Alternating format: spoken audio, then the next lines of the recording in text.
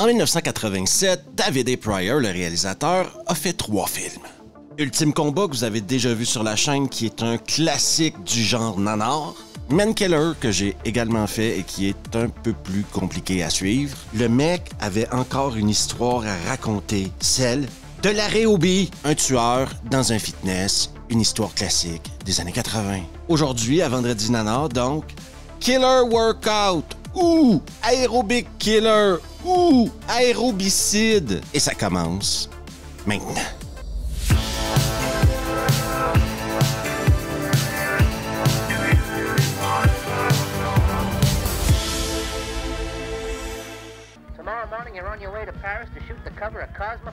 Le film commence en 1987 et on le sait surtout à cause de la musique. Mais également parce qu'une femme prend les messages sur son répondeur. Ça, un répondeur, c'était une machine qui répondait à notre place au téléphone. Une technologie aujourd'hui totalement obsolète, mais qui, à l'époque, nous offrait un superbe boîtier sur le comptoir de cuisine. Cette femme-là apprend donc qu'elle doit partir à Paris demain pour un contrat de mannequinat. Comme c'est normal en 1987, elle décide d'aller se faire bronzer au fitness. Moi, j'ai toujours dit que les lits de bronzage, c'était des attrape-cons. Revenons au sujet du film maintenant, Larry Hoby. Et David A. Pryor est capable de filmer Larry Hoby. On voit ici l'œil que possède l'homme, toute la subtilité de son message. Jamie, une instructrice d'Larry Hoby, arrive en Porsche. Faut comprendre que, encore une fois, en 87, les femmes qui étaient instructrices d'Larry Hoby, c'était comme payé comme un médecin. Revenons au film parce que David A. Pryor n'a pas terminé de nous montrer tout ce que Larry Hoby peut faire pour le corps féminin.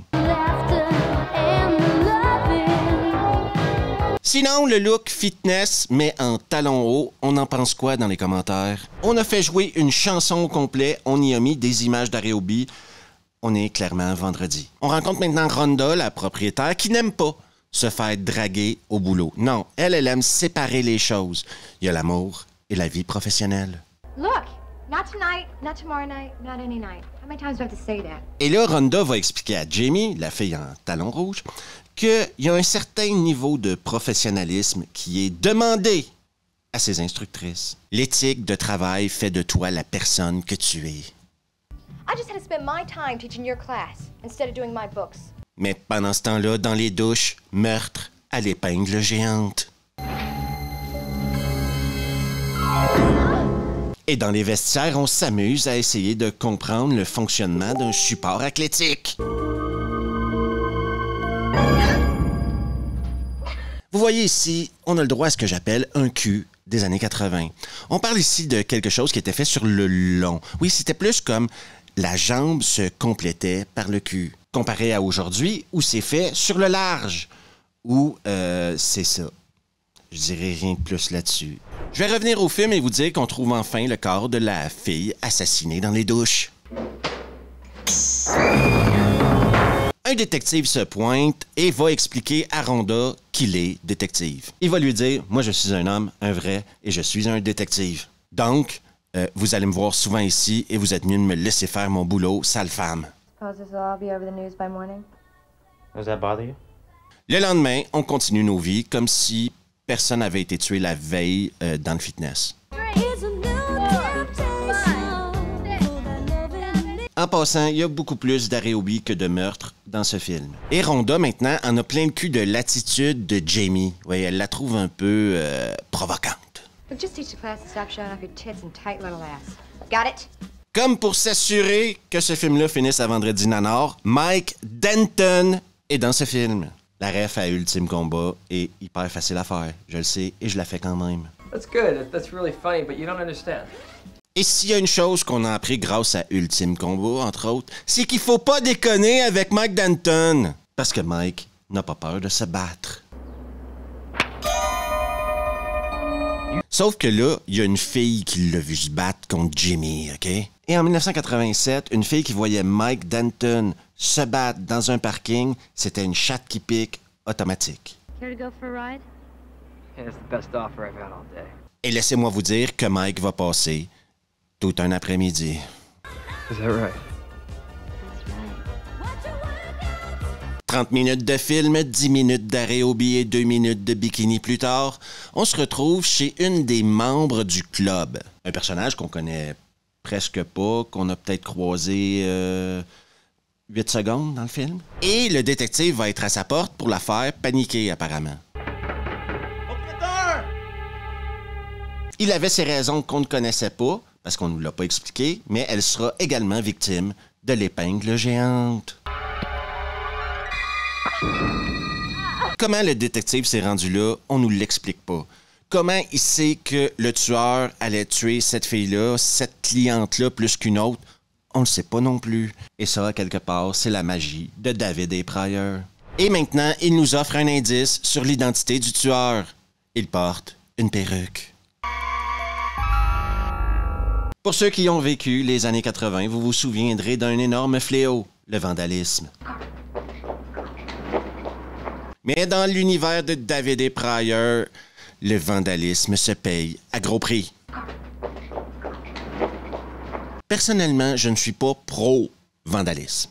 Mais de là à dire qu'il faut tuer les vandales, je pense qu'il y a du jeu dans la punition un peu quand même, hein? Sinon, de retour à l'arrêt au billet. Suivi, bien sûr, d'assassinat. À un moment donné, il faut comme que tu fermes ton fitness. Quand il commence à avoir 4, 5, 6 personnes qui meurent, je pense que c'est le temps de remettre en question ta sécurité. On revient à Mike, qui est le genre à frapper en premier et à poser les questions après. Wait! I didn't do it! Et là, on va se retrouver dans le rêve du mec que Mike Denton a bastonné. Pourquoi est-ce qu'on se retrouve dans le rêve de ce mec-là? Parce que c'est le moment pause ni barre. On sort du rêve du mec et on le regarde se faire tuer, mais on s'en fout parce que c'est le retour de l'arrêt au billet.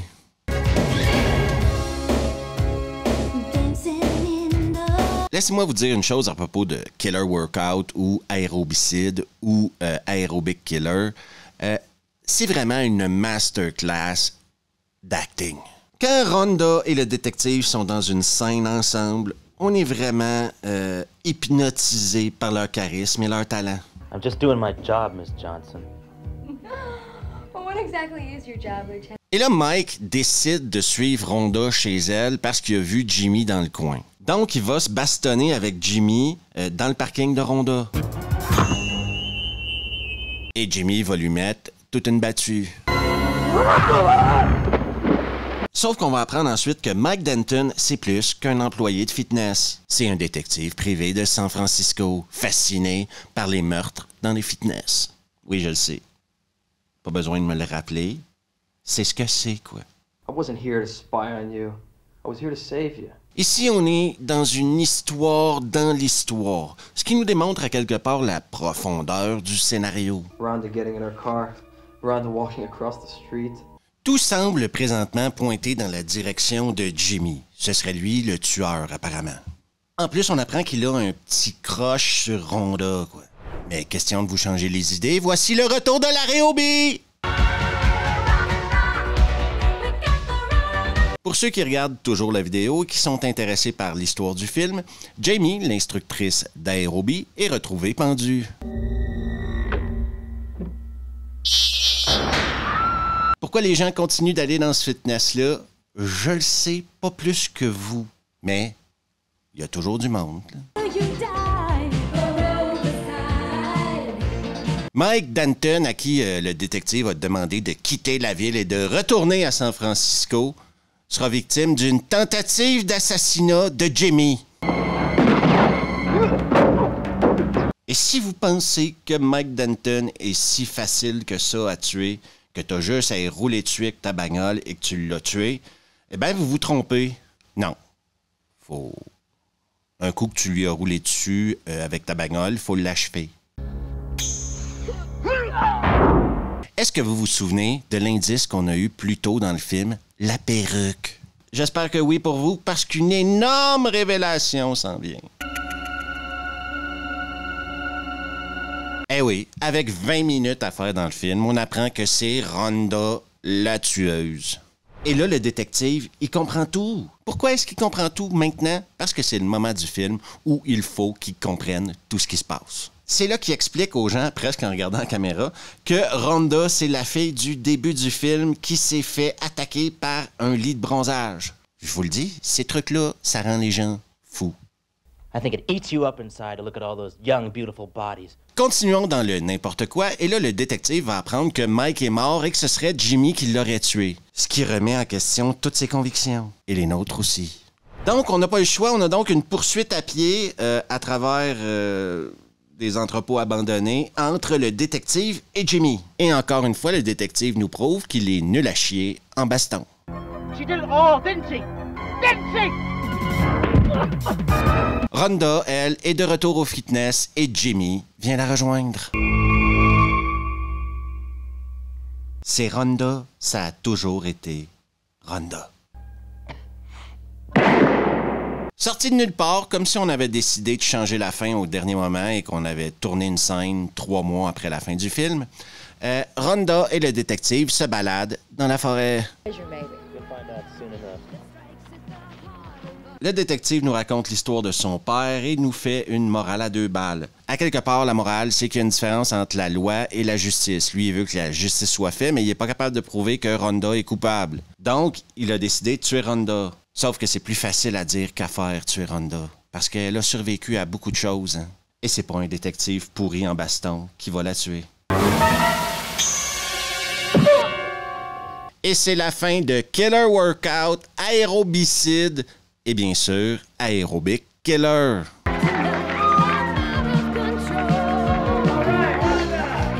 La première question à se poser après avoir regardé ce film-là, c'est est-ce que David A. Pryor voulait passer le plus de temps possible avec des filles qui faisaient de l'aérobie dans un fitness? Personnellement, je pense que oui. Est-ce qu'il s'agit ici d'un des films les plus nanars de sa carrière? C'est dur à dire. Personnellement, je préfère Ultime Combat parce que c'est plus drôle, mais Aerobic Killer est vachement plaisant à regarder dans le genre David A. Pryor fait n'importe quoi pendant 1h20. Si vous vous souvenez, j'ai fait également Death Spa sur la chaîne, qui est un autre film qui se passe dans un fitness et qui, selon moi, est beaucoup plus divertissant que Aerobic Killer. Plus divertissant parce que dans Death Spa, il y a de la magie et un ordinateur.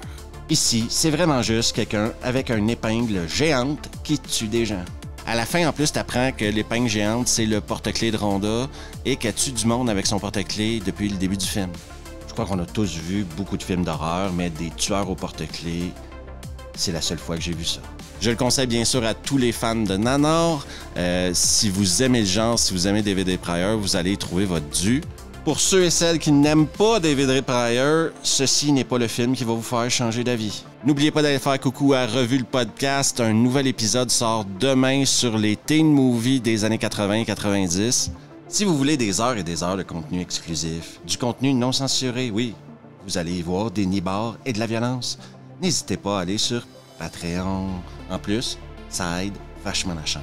Et toi qui n'es toujours pas abonné à YouTube, qu'attends-tu pour te faire plaisir et t'abonner juste ici, laisser un pouce, activer les notifs et partager la vidéo avec tes potes. En attendant, on se revoit bien sûr la prochaine fois.